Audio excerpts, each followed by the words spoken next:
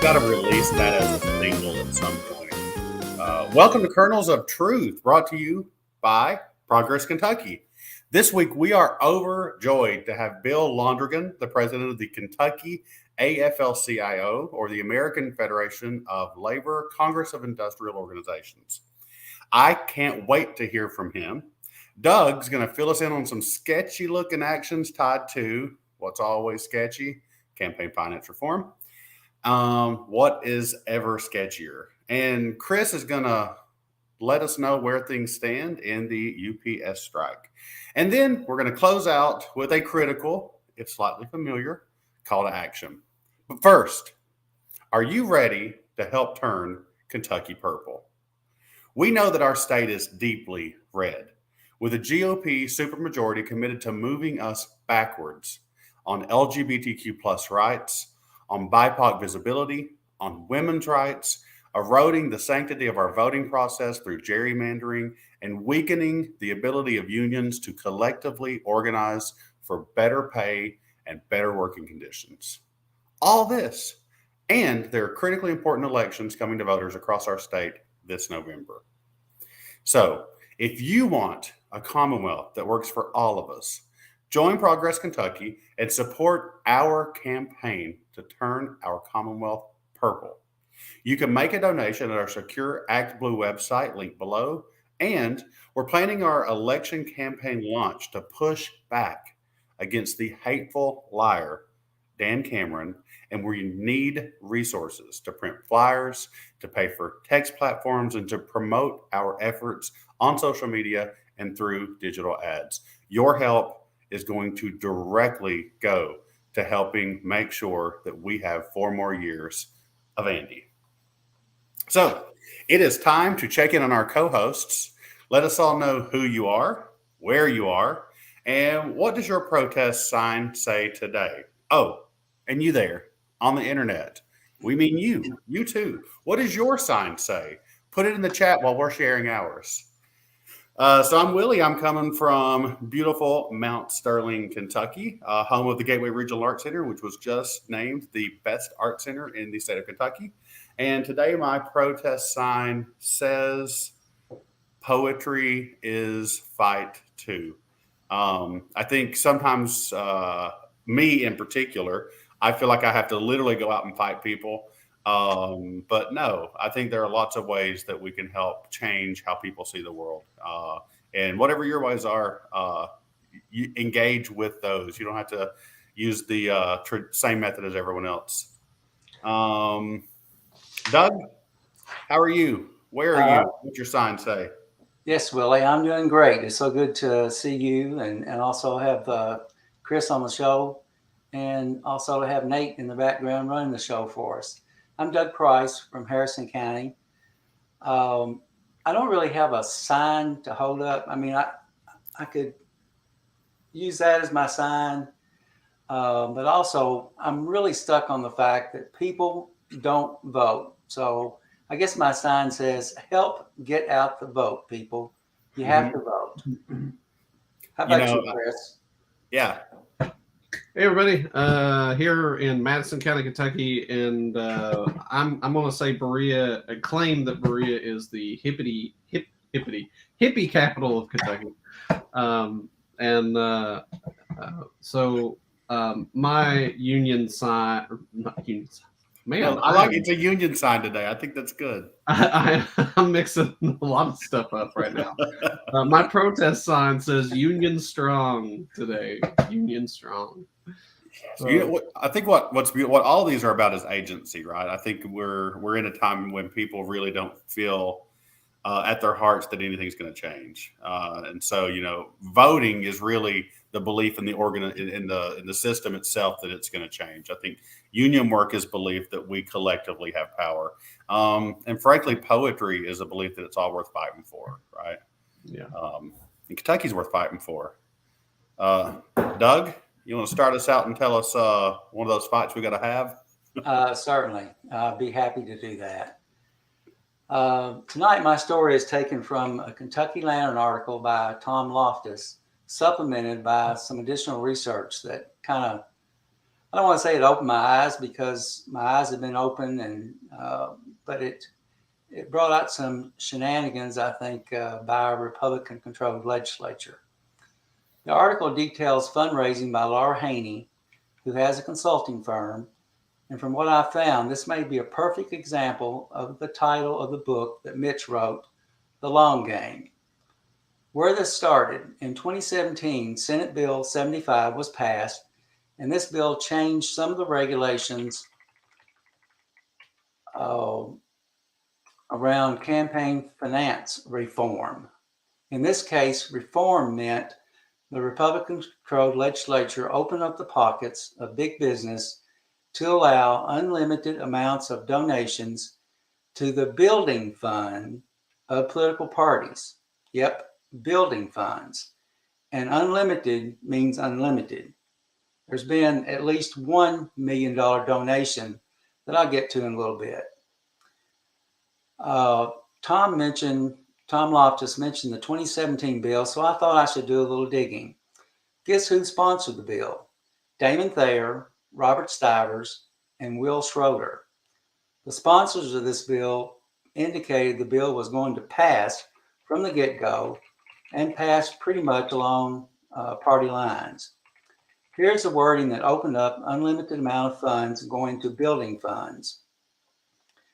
Make those contribution limits not applicable to contributions to a state executive committee's building fund account. Individuals have contribution limits, but this law removed those limits from corporations.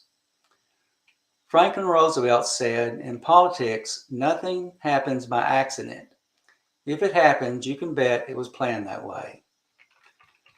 The bill was passed on March 15, 2017, and on March 17, 2017, Laura Haney formed Haney Consulting, LLC. The registration is not current, but still listed as active. Kentucky Lantern reported that Laura Haney also operates from a Virginia office. I searched the Virginia Secretary of State's office and found no listing. There was an interesting listing.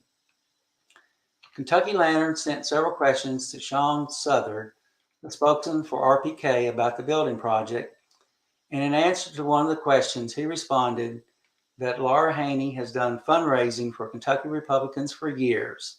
She's fundraised for us as well as Senators McConnell and Paul. As part of their article, they analyzed data from the Federal Elections Commission and the Kentucky Registry of Finance and found that since the start of 2019, Laura Haney, or Haney Consulting, had been paid $2,169,800 by federal and state political committees. 84% of that was related to McConnell, 12% related to Rand Paul, and the balance to other political committees. Where does this lead? Will there be a new law that allows these funds to be used to support candidates or issues? The article by Tom Loftus and reported in the Kentucky Lantern notes that so far, $2.65 million has been donated to renovate the property referred to appropriately as the Mitch McConnell building. How much money does the RPK need to refurbish an existing building? Is it the intent to tear down a historic structure and build a new shrine to Senator Mitch McConnell? If you've listened to my stories in the past, you have heard me say many times, Mitch McConnell uses money to create power and uses that power to create money. It's circular. This extends to big corporations that have donated substantial funds since late 2022 to the RPK Building Fund. Those include the $1 million I mentioned earlier from Pfizer, Now Resources, $500,000, Metropolitan Life Insurance and Verizon, $300,000 each, AT&T, a couple $100,000, Philip Morris, Microsoft, Comcast, $100,000 each, and Delta Airlines, $50,000. So it is to be understood, of course, that each of these corporations expect nothing in return. Pfizer just decided during funding the Commonwealth's RPK building was a worthwhile project. The only funds that have been paid out were to the firm that was paid by RPK to fundraise on behalf of the building fund. But it gets better. The money was paid to Haney Consulting, a firm owned and operated by Laura Haney.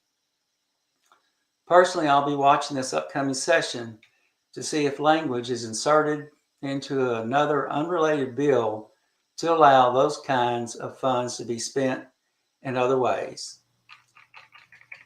I need to mention this. I'm going to be nice. Lastly, I must mention that today during a press conference, Senator Mitch McConnell had some medical issues. I hope that he will seek medical attention.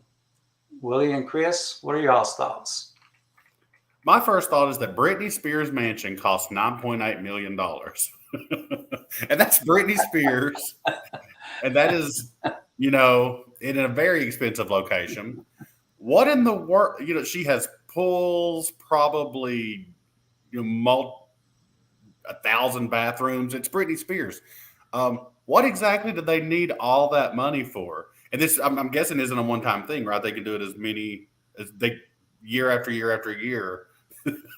The unlimited donations for this shrine. Right. They have an existing house in Frankfurt that is there. I mean, it's a lovely house. It's several years old. I don't know, it's historic, but apparently, and they bought an adjacent lot. So maybe the idea is to tear that down and build just a gorgeous $3 million building in not really downtown Frankfurt, but on the way up to the Capitol. It's a big waste of money. Yeah, let them soak all that money into a building and not campaign funds. True. I would rather that money be wasted in that way and not sunk into Mitch, any of their Republican far right fascist campaigns. My thought is this sort of like a Scientology thing where if all of their investments are in properties and they're super rich, or is this like a Sarah Winchester? If we keep building it, the ghost can't get us. And if any Doug, you mentioned Mitch McConnell's speech thing, like if whoever's watching or listening, if you haven't heard or seen the video of Mitch McConnell talking today, and it looks like there was a glitch in the matrix, go watch it. Personally, when I first saw it, I was worried that he was having a stroke. And he seemed very frail, weak, not politically, but just as a human being at that moment. So, he should seek medical attention. That's as far as I'll go with that. I love that Doug won't say anything mean, but he'll laugh after. I do have a story I could share about myself and Mitch McConnell and one of my grandsons. Please. My grandson was involved at an event that was being held at the McConnell Center. And Mitch McConnell was there, and he had several copies of his book that the students that were there were able to receive one. So he had gotten one book, and then he's aware of my affinity or lack of affinity for Senator McConnell, and so he thought to go up to McConnell and ask him to autograph this book for his grandfather. And he asked him to sign it something like to your greatest supporter or something like that. And Mitch McConnell asked him what his name was, and he told him, and he looked at him kind of strange. He did sign the book, but I've often wondered if he knew that if he knows my name and if he knows that was my grandson, and I think that would be just stupendous. I'm sure I bet they got a code word on their walkie-talkies when you come up. Penguin is in the park. Penguin is in the park. You mentioned his book, The Long Game. I was in his office with Morgan Rankin, who was the 2022 Tennessee Teacher of the Year, and we were trying to get them not to kill Head Start funding. And I was like, how do I convince Mitch McConnell's people to believe for a second that we have anything in common? So I just started with that. I was like, I get it. I'm the gay teacher. Like, obviously, on the surface, we might not have a lot in common, but Mitch McConnell plays the long game. I didn't even know it was the title of his book, but I was like, I've seen him dress down idiot Republicans. I'd love to see him do it some more, maybe. They were so excited and they were like, did you know that's his book? And I was like, no. And so, of course, there's like 20 copies of it in the office, so they pull it out. And then they showed us how the wall actually opens up and you can go outside of the building from the wall itself. It was pretty cool. Didn't make me a fan, but yeah, it's. Well, that was an honor that you've been to, as Nate calls it, Mitch's cave. We had a guest on the show that several years ago. She had been trying to get in to see Mitch McConnell, and she was told that I forget the figure. It was either 25,000 or 50,000. You had to be at a certain donor level to be able to get in to see Mitch. And as luck would have it, she had a friend who apparently was at that level, was able to get her in to see Mitch. Oh, so Mitch I was told multiple times, you will not see Mitch McConnell in Washington. You will see multiple high-level minions, and I did see that. Okay. I think we were talking to his education minion, his Head Start minion. He has a lot of them. Wow. I mean, what you just said, Doug, was just blatant, cronyism of I don't care about my constituents unless they give me money. And only the ones with money matter enough to be heard. Whether that's intentional or not, I mean, that's the effect, right? Right. Sure. Yeah. Oh, God. I mean, I know that that's how it works, but to hear a story confirming it. Yeah, Mitch, please. Exactly, Nate. Well, Chris, can you give us some better news with a win of some sort for the little man? We win, we win, we win. All right. Teamsters UPS reach game-changing labor deal to avert strike. I'm super excited if you can't tell about this. So UPS and its workers represent by the Teamsters reached a tentative deal on Tuesday to prevent an August 1st strike of 340,000 union members at the packaging carrier. A work stoppage could have cost the U.S. economy billions by disrupting supply chains and upending distribution to both large and small businesses, hospitals, and homes. Representatives of the UPS Teamsters locals will meet to review the deal on July 31st, and members will vote on it on August 3rd and August 22nd. So this is not set in stone, but preliminarily, this is a big win. This will be a 5-year contract that includes wage increases to bring part-timers' pay up to at least $21 an hour immediately, and full-time workers to an average top rate of $49 an hour. Yeah, that's nice. UPS also agreed to workplace safety protections such as air conditioning in vehicles purchased after January 2024, and to stop the practice of requiring overtime on off days. These are definitely great things. Air conditioning, as with climate change, is going to cause, there's already been some worker deaths and a lot of worker harm because of the heat waves that we've had, and so that's only going to continue with climate change. So that is a big deal. Teamsters General President Sean O'Brien said in a statement, UPS has put $30 billion in new money on the table as a direct result of these negotiations. We've changed the game, battling it out day and night, and to make sure our members won an agreement that pays strong wages, rewards their labor, and doesn't require a single concession. That this contract sets a new standard in a labor agreement and raises the bar for all workers. And Carol Tome, CEO of UPS, called this deal a win-win-win agreement. I do want to point out something that I feel like doesn't really meet coincide with the statement by Sean O'Brien, is that he said that they've battled day and night, and then toward the end of his statement says that there wasn't a single concession. Mm-hmm.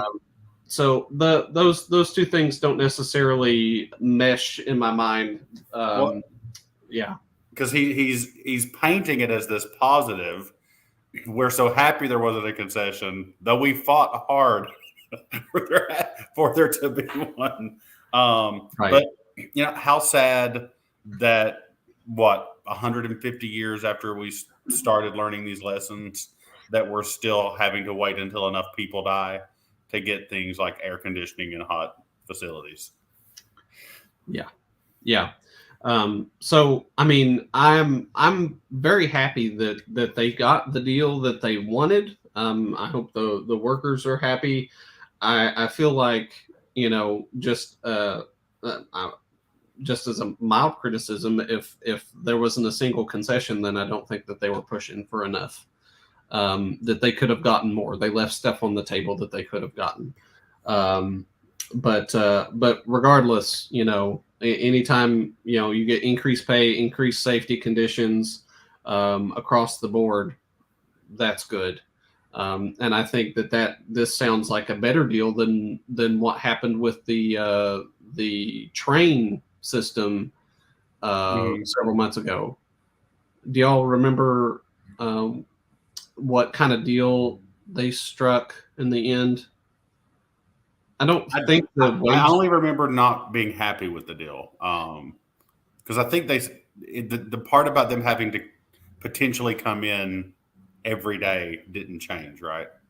I don't know for sure. Yes, but they only got 3 sick days in a year. I think is what I think it was just 3 that they could call out. My memory may not be serving me right, but I think it was a very low number. And yeah, I think they could still be called in on a day that they try to schedule off. And I think the pay increases was minimal. So yeah, I don't know who they have negotiating for them. Maybe they need to get Sean O'Brien negotiating for them. I think they need to get NEMA negotiating for them. Yeah. Doug, there's a question for you now in the comments. Nate, I have been in I was in 2 unions at once, actually. I could never have too many. I was trying to find a third when I just decided to leave the game altogether. But I'm still in the American Federation of Teachers, which covers my current job. And I'm still on the National LGBTQ Task Force. And we are starting a Kentucky LGBTQ task force as a part of Kentucky 120 United, so that we can focus specifically on advocacy for LGBTQ employees. Nice. Doug? Yeah. Nate wants to know if you've ever been in a union. Just curious. Yes. I have never been in a union. I've never had the opportunity to join a union. I remember I had graduated from college, or was getting ready to graduate from college, and I was in Lexington. I can't remember the name of the company, but there was a company in Lexington. I was going to go in and apply for an office job. I had a degree in business administration. I think it was Train, now that I think about it. And they were striking there. And they had people standing outside. And I told him I was just going in to apply for a job. And I said, but I won't cross the line if you'd rather that I don't. So the person said, we would rather that you don't. So I didn't apply there. The other jobs that I've had, working for a state government and a bank, and actually worked for EI DuPont de Nemours for 2 or 3 years, and it was a non-union job, but we only had like 5 people in the area where I worked.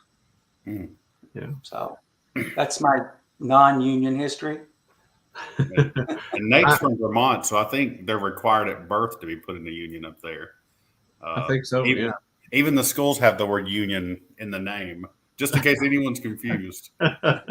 I'm in KEA and AFT as a teacher, and then my I co-own a print shop, and we are in process of being union. So whenever we get big enough, we'll be one with the Teamsters. Actually, I was in KEA and AFT at the same time as well. Figure just make them both work at the same time. Yeah, well, the dues for AFT was so small enough that I could do that, and I was I'm sure this may be your case too. I don't know, but I was a little upset with KEA and how they handled some things back in the Bevan days, and so I wanted an organization that was going to push hard and us be willing to strike, because striking is our power. Yeah. And if we're not willing to strike, then we don't have power. Yes. I'll say this. When you talk about any kind of organization like that, you can't really say anything. Are we talking about individual members? Or are we talking about, because I had so many really good positive experiences, especially at my local level of KEA.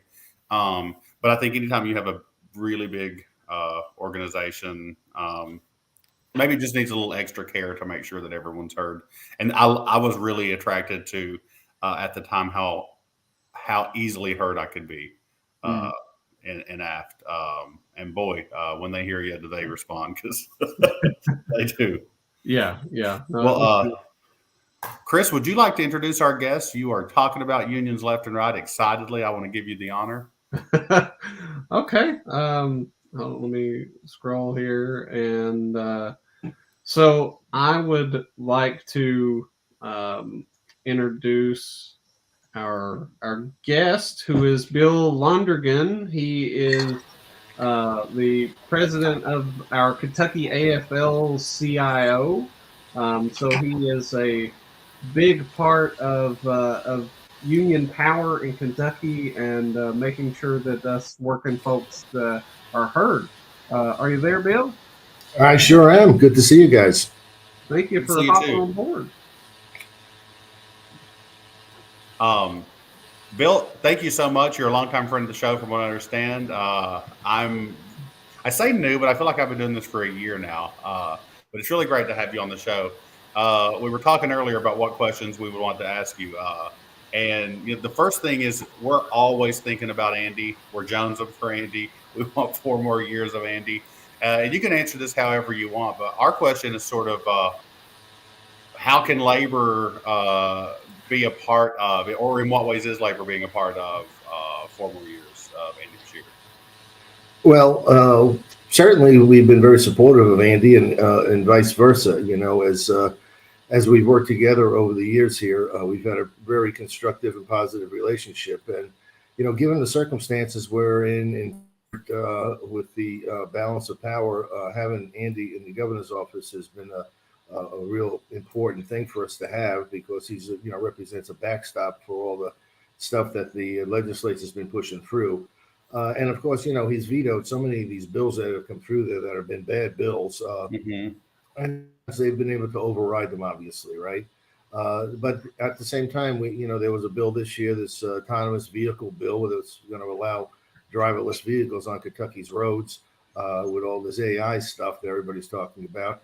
And we got to the end of the session and they pulled it back up after we beat it in committee. And he was able to veto the bill and they weren't able to override it. So, those kinds of examples of, getting that kind of support is critical to us right now. So, in addition to just working together on policy issues, on trying to, work our way through this terrible unemployment insurance bill that they've put, we've been able to work with the administration and make sure that, workers are still, being protected or and trying to improve what we've got here. We've been working together on workers' compensation issues and a whole variety of different public policy issues that, if we didn't have Andy in the governor's office, we wouldn't have it to talk to. Okay. Basically, the governor's office right now is really our only backstop for all the bad stuff that the legislature's doing to workers in Kentucky. Well, and that, I guess that also is, even if they're overriding, right? I think if we, God forbid, had a conservative, I think at a certain point it's so much noise people just stop paying attention. But I think the veto forces us to say, wait, why is this being vetoed? Forces more conversation. So even if they're overriding, I think there's some positivity to the conversations that get had as a result. Yeah, for sure. There's a value judgment being made as to whether or not these bills that are being passed are good for Kentuckians or not. And obviously the governor's taking it upon himself to, push back on some of this stuff, at least, have that part of the conversation out there for folks to see and let him, express the interest of working people. And, again, it's difficult under the conditions we're in with the balance of power in the legislature. But, when we've asked Andy to stand up for workers, he's done so. That's awesome to hear. That's good. How have you been, Bill? Like, how's life going for you? And then how are things at the AFL-CIO? Everything's going great. We'll probably talk a little bit about what's going on in the labor movement. I know you guys have been having a conversation about that already. Here in Kentucky, our labor movement is as strong as it's been. In spite of all the attacks we've taken over the years, we've got people that in construction trades that we've got people working all over the Commonwealth in the largest numbers we've seen in many, many years. We've got organizing campaigns going on all over the place. Down in Louisville, of course, we've got a lot of activity, going on with our service industry, with Starbucks, with Trader Joe's, with Half Price Books, union organizing going on, younger workers getting engaged. We've held several events down in Louisville with folks to talk about books that they've written about the union movement, excuse me, and have had, great turnout from a lot of workers who are very much interested in finding out about how they can become union members and organize their own shop. So I think, in general, workers are starting to wake up as to, what kind of policies are going to be good for them and what kind of policies are going to be bad for them. You just take some examples, as I mentioned earlier, the unemployment insurance they passed, which is just terrible, a draconian bill that turned back the clock on unemployment insurance to such a degree that, workers are having really a hard time qualifying for benefits. They've got to establish 5 complete job searches a week and input them into a computer in order for them to continue receiving benefits. And formerly, the number of the weekly benefits was 26 weeks was the maximum amount you could get. Now it's down to 16 weeks. So workers have been put at a real disadvantage that are looking for work and can't find jobs, as well as those that are going to have difficulty complying with the work search requirements, which are really crazy. We've had examples where somebody went for a work search at 3 different Target stores and tried to get jobs through those stores. And they got rejected as the job search requirements because they said that only represented one employer. Excuse me. And that isn't one employer. Those individual stores hire workers. So they've got all these things going on that are really disadvantaging folks in their ability to collect unemployment benefits and have a decent standard of living and such. So generally speaking, in Kentucky here, our labor movement is quite strong and got a lot of engagement from our members, and we've got factories being organized and workers being activated. And we're going to continue to do that as we go forward into the election cycle here, and trying to get the governor reelected. I think that's a real. Well, go ahead, Chris or Doug. Doug. Okay, I just want to follow up on something that you said, because it's very interesting. I had a conversation just like a couple hours ago with a friend who is a lobbyist, and talking about that very issue about the workers, not workers' compensation, but being out of work and having to look for jobs and that kind of thing. And he had talked to a legislator that had heard that somebody had been out of work for a long time, like 2 or 3 years, and had still been collecting unemployment benefits. And of course, that's not true. That's right. You have a lot of hoops that you have to jump through, and that 26 weeks, like you said, it was 26, and I think they dropped it down to 12, and maybe it's got brought back up to 16 or something like that. But, yeah, we were able to get them to bring it back up to 16 in the last session. So yeah, that actually changed. And you mentioned one of those anecdotes of somebody collecting for years. It's like a total canard. I mean, it's ridiculous. Your requirements to collect unemployment, you've got to be employed for a certain number of quarters, and have a certain amount of wages and all this stuff. And there's no way a person can collect unemployment. That just doesn't happen. Yeah. This. Go ahead, Willie. This reminds me of the Senate Bill 150 stuff, where literally the biggest argument that the other side has is that somehow children are being operated on. Of course, no child has ever had any gender reassignment surgery of any form in Kentucky. And I feel like the same thing happens when we talk about things like unemployment, where someone knows someone who's been on it for years, or someone knows someone. It's frustrating how difficult it is for us to get real information to people. Yeah, and that is a constant issue in Frankfurt. While we're testifying and such, we get people to come up and testify, and they say something like some professor at some school said something like, they get away with it. And when we go up to testify, I've got facts and figures. There's a reality to what we talk about, and then a lot of the hoopla and all the just false statements that are made, or pretty much are let go, and sometimes taken as fact, and it really is a problem. These committees where they're actually swearing you in now to tell the whole truth and nothing but the truth, and I doubt that's happening anyway. Folks get up there and spin a lot of big yarns about stuff, and just like with this unemployment insurance bill, they kept talking about our workforce participation rate was so, because everybody was collecting unemployment, and we've got 160,000 job openings, and if we kick everybody off unemployment, is the logic is that that's going to fill up all those jobs. Well, that was totally ridiculous, because there wasn't that many people on unemployment to begin with. So and folks that are on unemployment, of course, are on unemployment on a temporary, and they're on unemployment because they were working, and they want to get another job. They just don't want to be forced to take a job that pays a whole lot less money than they were making previously. And that's exactly what the law says now. It says that after 6 weeks of looking for work, you need to take a job paying at least 50% of what you were formerly making, 60% within 30 miles of your house. So if someone was making $20 an hour, what are they supposed to take, a $10 an hour job? That's ridiculous, and that's the situation that we're in now. And we just go along with the last session where they passed Senate Bill 7. Which was the one that would prevent public sector workers from dues deducted from their paychecks, which is what we've been doing for the last 50 years. Just another attack on working people, another attack on unions, to make it much more difficult for us to maintain the membership, and just throw another roadblock in the way unnecessarily, since workers were very attuned and in agreement with the process that was in place, which basically doesn't cost a damn thing, because it's old. A couple keystrokes on a computer.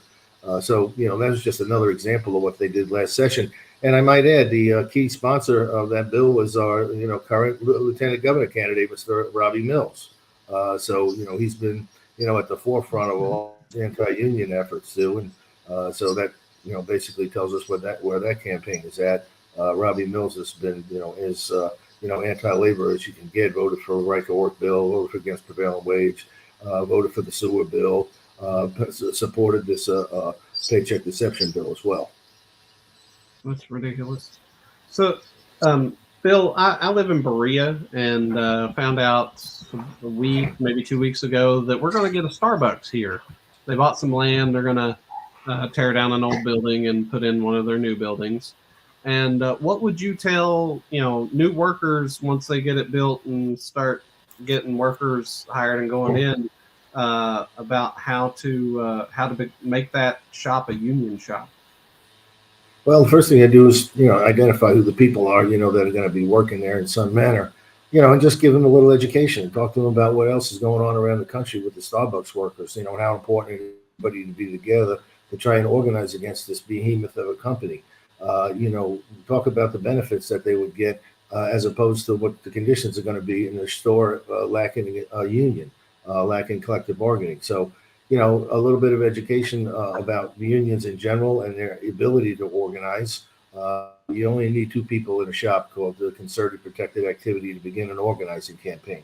And then they work with the others to talk to them and educate them and bring them along in the process of trying to, get enough cards signed so that they can have a union election. That's generally the picture. And, with what's going on with Starbucks now, the press and all of the information that's come out about the hundreds and hundreds of stores that have been organized and the walkouts that are taking place and the actions against Starbucks, that is probably the information that I would be providing to those folks and making sure, that they were aware that this is a national issue, a big issue, and be a part of it. So that's what I would do. And like I would add, Starbucks is a huge corporation, and we've had such success in organizing in terms of having elections at workplaces. The one thing that we haven't got is a collective bargaining agreement, and that is the real problem, the real hang. And that's the goal, of course, is to get a contract to protect the workers on the job and guarantee the wages and benefits that they are owed. So, there's a lot of work to be done still, and just winning organizing campaigns, is one step. And as we know from organizing over many years, that a lot of times corporations take advantage of the opportunity to decertify unions or to not bargain in good faith. So a first contract is not achieved, and that happens in a great many cases. And then sooner or later they'll file a decertification petition and try to get rid of the union. So a lot of this stuff, there's a lot of issues to be dealt with, a lot of real problems for folks to understand that they've got to deal with when they get into an organizing campaign. And I just saw that PRO Act sign there. That was very nice of you to put that up. And of course, Richard L. Trumka was the former president of the National AFL-CIO and a personal friend of mine who passed away unexpectedly.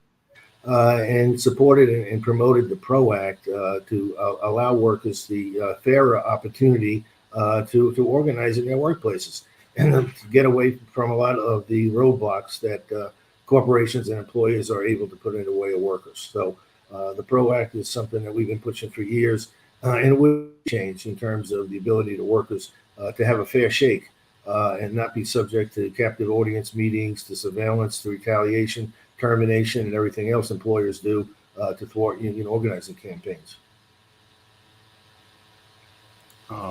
Sandy Downs in the comments has said the anecdotal whopper is a staple of right-wing argument.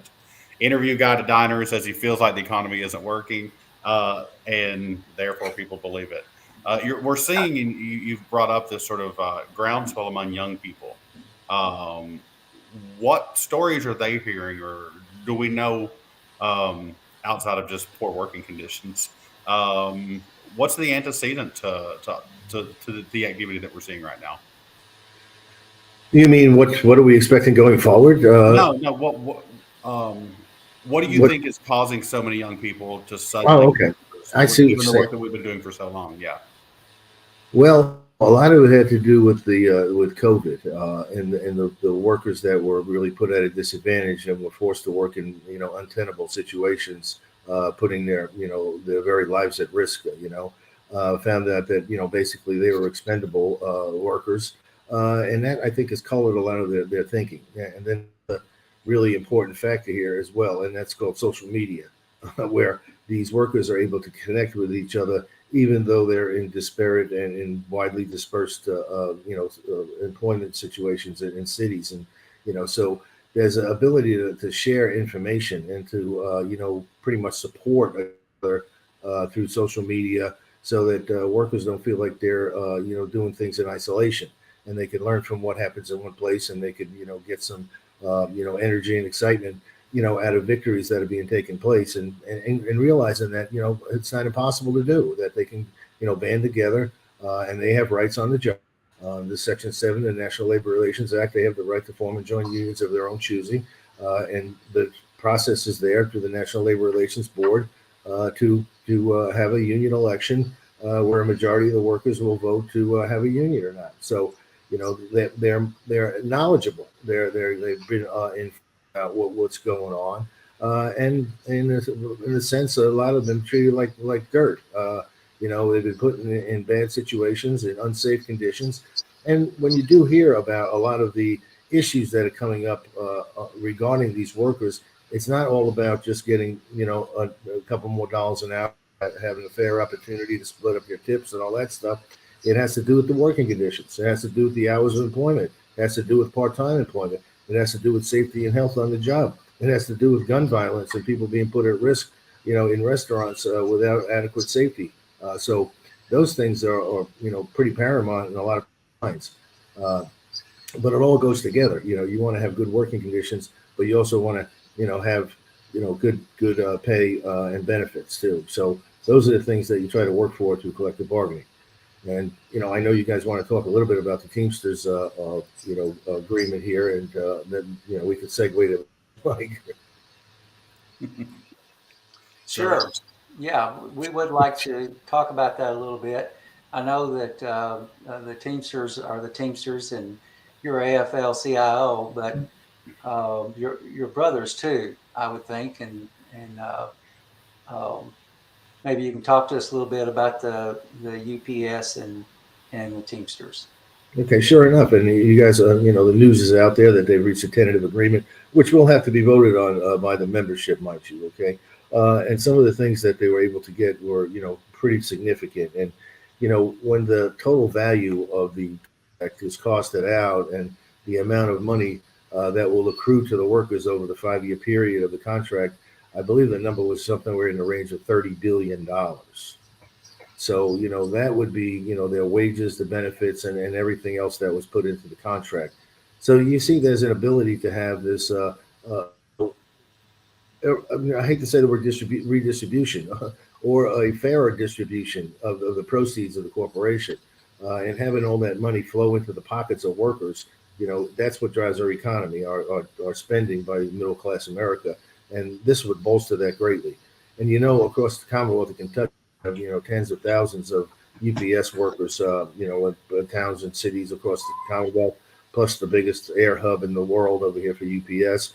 So this was a significant impact on Kentucky and our workers, as well as those that are not in UPS or in unionized facilities, because we will help the wages up of other workers. So everybody, will say has a stake in, how well these workers get in their contract. And as you know, it was pretty significant over the life of the contract. There's going to be at least a $7.50 an hour wage increase from full-time and some of the part-time workers. So, there's a lot that went into this agreement. There was conditions, as I mentioned earlier, that were critical to getting into the table. One of the things which sounded pretty, basic and elementary was the, ability to have air conditioning in some of these trucks there that the UPS used to deliver. So that was a big issue with, a lot of the heat that's going on, and a lot of the, problems that people from being overheated from being in a non-air conditioned truck.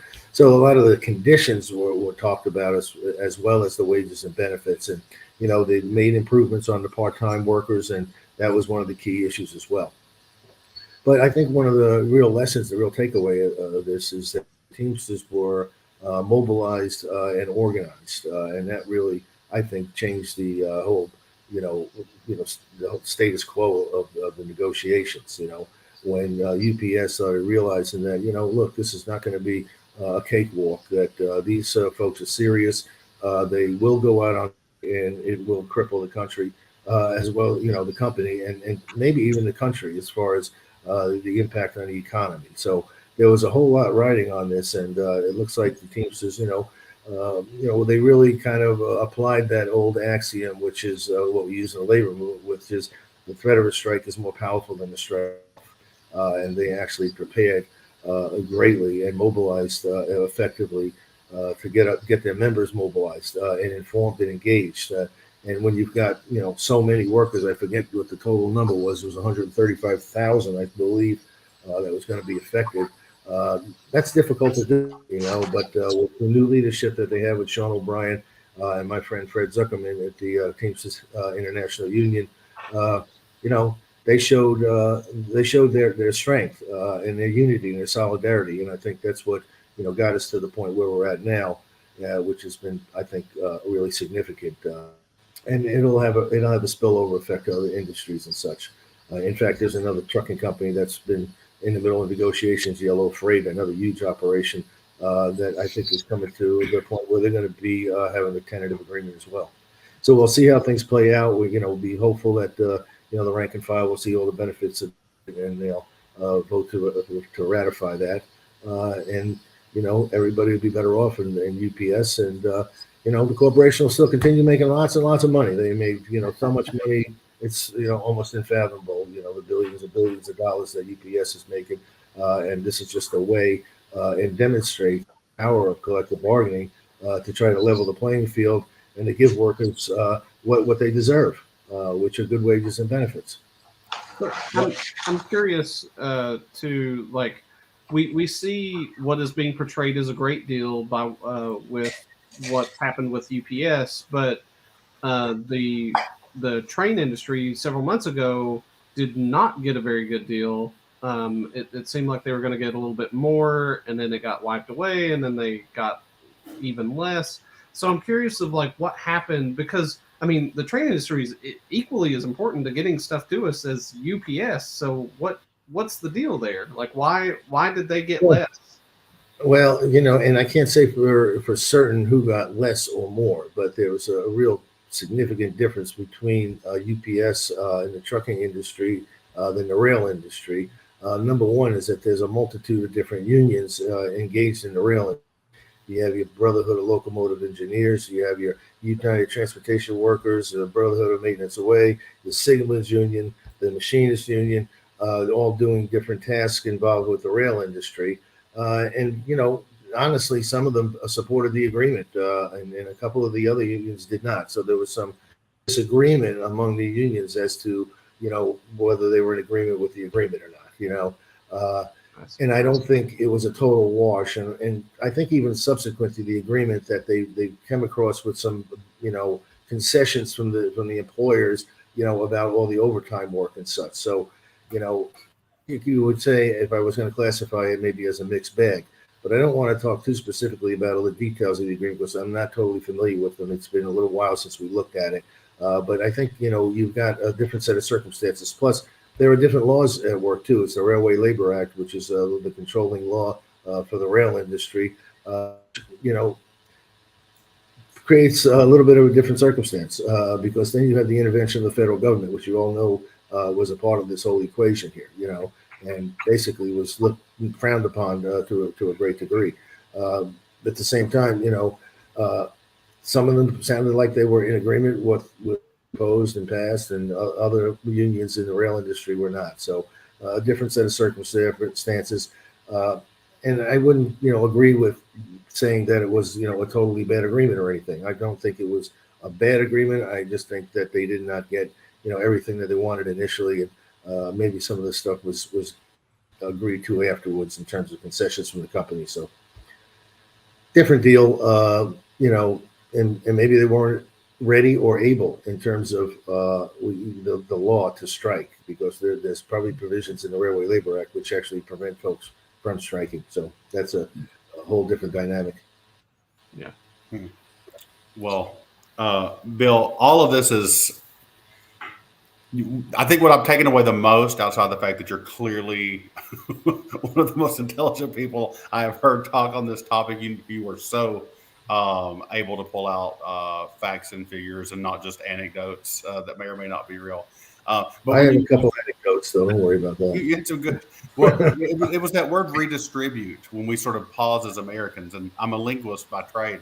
I was thinking about that word while you were talking. So it comes from Latin distribar, which is to divide, and then the tribute is like to assign to something. Mhm. That's literally what companies do, right? They assign what the money is going to be used for, either for conditions or either for pay. And it's interesting that we're so afraid of even talking about the concept sometimes, when literally we are redistributing money every single time we come up with a budget, right? We're saying, here's where the money is and here's what we're going to do with it. I think your comments are very well taken because, as I mentioned there with the little predicate was gee whiz, the much maligned concept of redistribution, which is absolutely, ridiculous because just like you said, the whole, society and whole economy is based on distributing the proceeds of our, our production or whatever you want to call it. And basically, our goal is to redistribute the profits of the enterprise to the workers, so that it's not just achieved at the top or the CEO, doesn't get, the $250 million and the workers, get nothing, and that's a lot of what happens. And especially in a non-union environment where, there's no real negotiation going on and, workers are given what they get and that's the end of the story and they have no real rights on their job. And that's one of the things I bring up constantly when I talk to, our membership union members is that, without a union contract, you're classified as what? I usually ask this question, what are you classified as? You're classified as an at-will employee, right? And what does that mean? That means you have no rights to your job, okay? If the employer comes in tomorrow and you've been there for 30 years and they say they don't like you and you're gone, you really don't have any recourse unless you have a union contract. So that's the difference between, having rights on the job with a contract that protects you, that doesn't allow for arbitrary and discriminatory actions to be taken against workers, on a regular basis. Then you're an at-will employee. And that's what is so important about, being in a union and appreciating the rights and benefits you have under a union contract. Beautiful. Well, you just answered what was going to be my final question, which is, what would you say to someone who isn't sure if it's right for them? Any final words that you want to leave us with about anything, really? Well, that covers a lot. No, well, I will say that anything that you wanted to say tonight that you haven't said before we close her out. Yeah, I've been in this, for, well over 40 years, studied unions and been involved with organizing and every aspect of the union movement pretty much. And I am gratified and excited about all of the energy around organizing that's going on around the country. And the fact that you folks are sitting here talking about unions, it really is indicative of, this new energy, this new excitement, and this focus on union workers' rights. And I think there's nothing but good that's going to come out of the things like the Teamsters agreement, like the Starbucks campaign, and all the other campaigns that are going on to protect the rights, of workers in fast food and service workers and whoever else is out there, working for a living. So I think there's a real ground out here when workers realize, without a union, they don't have any rights on the job. And with a union, they can progress.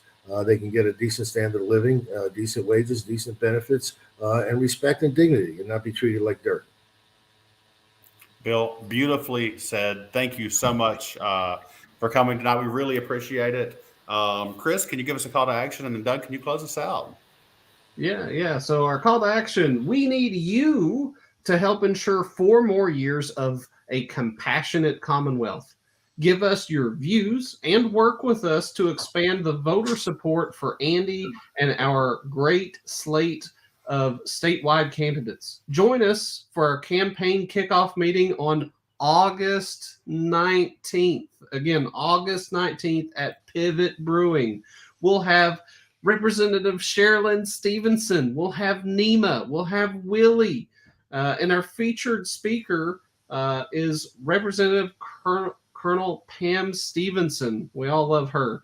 I guess we're left off. I mean, we're also going to have the wonderful likes of Doug and myself too.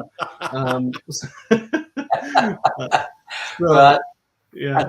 I tell you what, maybe I should just go ahead and close it, because if you tell them that I'm going to be there, they might not show up. Progress Kentucky is a nonprofit organization registered with the Kentucky Secretary of State and organized as a 501c4.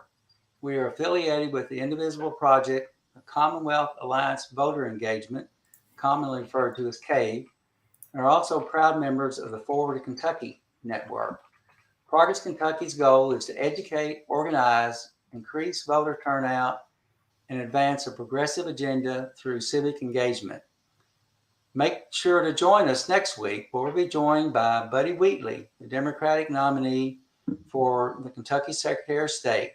We'll check in on Buddy's ideas for making voting more accessible in Kentucky, and why current Secretary of State Michael Adams might not deserve the pro-democracy accolades he's been receiving. This should be a great interview and episode. Production of episode 123, yes, this is our 123rd, was by the amazing one and only Nate Orshan. And thank you, Nate, for the theme songs. You can find more information and music at natosongs.com. If you missed our weekly live stream on Facebook or on YouTube, audio podcasts and our show notes are available on Apple, Google, Spotify, and wherever you get your podcasts. Sometimes I listen to the podcast while I'm mowing. If you do listen to the podcast, please leave us a 5-star review wherever you're listening right now. Logo and some graphic content provided by Couchfire Media. More information can be found at couchfiremedia.com. Hope to see you all next week.